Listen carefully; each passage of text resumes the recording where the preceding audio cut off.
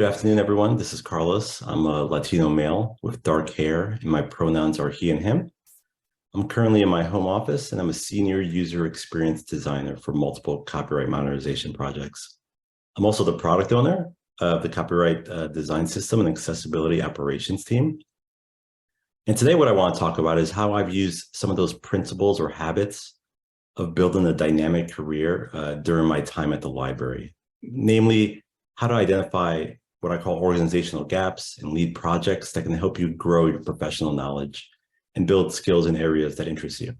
So we can go on to the next slide, slide 18. But first, what I want to talk about is probably something that we're all probably very well aware of, but it's worth saying out loud. It's rarely are career paths linear, right?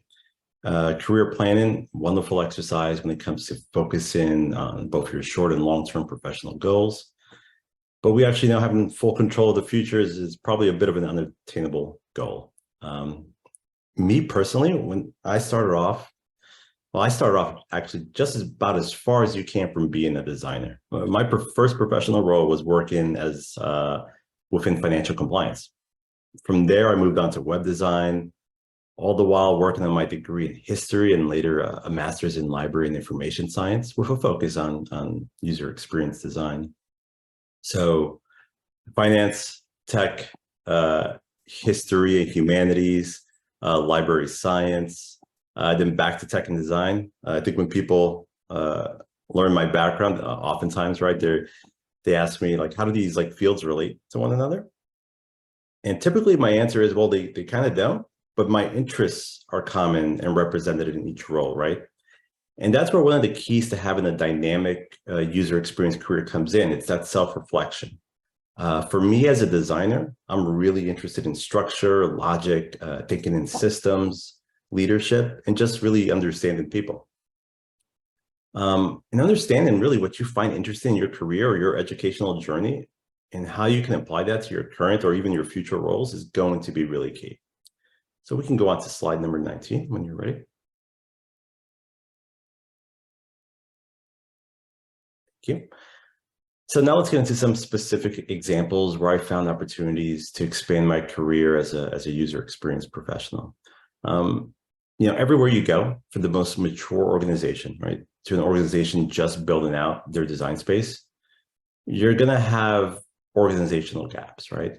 These are places in an organization, whether because of just unawareness or maybe sometimes purposeful unawareness, or just because there's a gap in talent or skills in the current makeup of staff.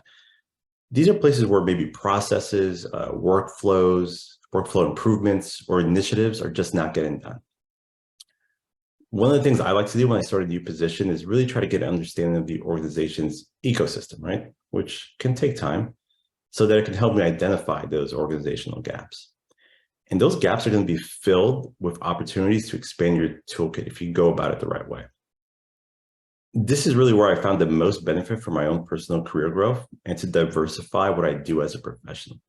When you take ownership of a project, you may be a bit of an uncharted waters for yourself, right? You're going to have to learn new skills to solve the problem or problems you've identified. And this in turn is also going to be a major benefit to the organization. Like, not only are you filling a gap that's probably going to increase efficiencies or improve certain outcomes, but you may have an effect culturally, right? Next time it's easier for you or for someone else to get buy-in for a project or a shift in thinking. And you don't have to do it alone. Oftentimes, it does require you to be the person to take that first step. But once you take that first step, sometimes it's surprising how many people already identified the same problem. They just hadn't acted on it for whatever reason. And those people are going to help you along the way. So we can go on to slide number 20. So recently for me, the creation of the copyright design system over in the Library of Congress is a good example how filling an organizational gap can help you grow dynamically in your user experience career. After working on a big modernization effort in copyright for about a year, it was clear to me and my design colleagues that in order to build multiple applications under this enterprise solution umbrella, something that was accessible, user-centric, and well-coded, we were going to need a robust design system, right, to keep us consistent and lessen development and design time across the board. So that gap was really identified early on.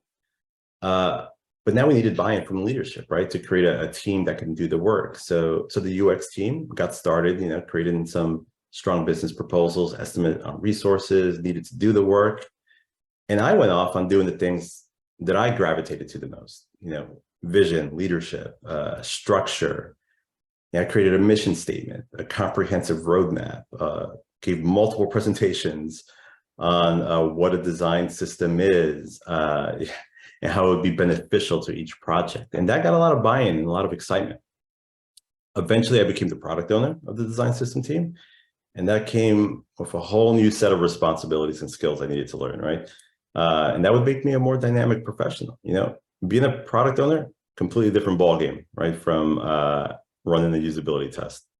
So not only did I have to really learn to love creating epics and managing my backlog, but I also got experience in managing people, right? Creating a productive development team and creating an environment where people were feeling comfortable to express their opinions and show their expertise.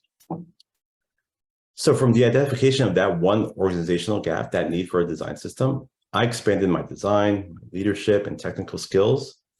And over the course of 7 months, we produced a full design system, complete with a code component library, a matching design kit, and something that was fully accessible and meeting all our UX requirements.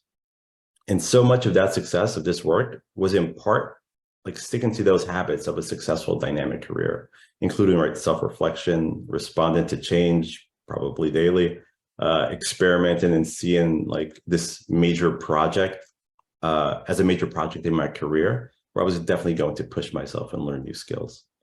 We can go on to slide 21. Finally, I just want to wrap up with, you don't always have to think large scale project. There are tons of small spaces where you can expand your user experience career. If you've never run a usability test, but others in your organization run them routinely, sit in on one. I've run countless studies and had others in the organization partake as note takers, and you gain a lot of experience this way.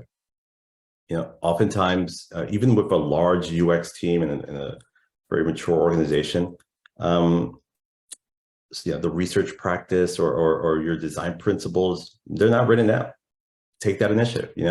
This is going to be a space where a lot of people are definitely going to be thinking the same thing. They're going to want to help you out along the way. And finally, no design system, right? Explore if you even need one. Leverage things that are out there. The USWDS, the United States Web Design System, which we based a lot of our components on, and I found to be a very robust and helpful tool, is out there, and people should make use of it. So stay patient, look for those gaps, look for opportunities to try to leverage them and to become a more flexible and dynamic professional.